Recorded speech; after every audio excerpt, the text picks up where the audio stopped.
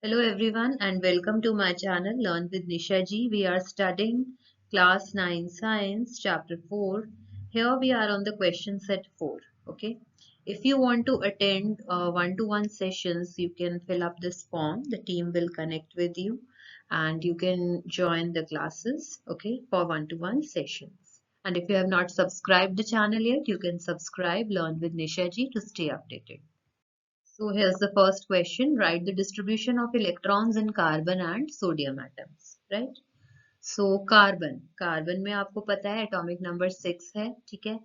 तो K shell में 2 electrons हो जाएंगे और L शेल में 4. तो क्या हो जाएगी इलेक्ट्रॉन डिस्ट्रीब्यूशन 2,4. इस तरह लिखते हैं.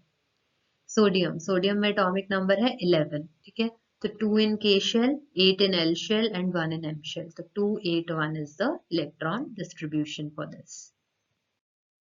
Second question is if K and L shells of an atom are full, okay, then what would be the total number of electrons in the atom? Very good and tricky question.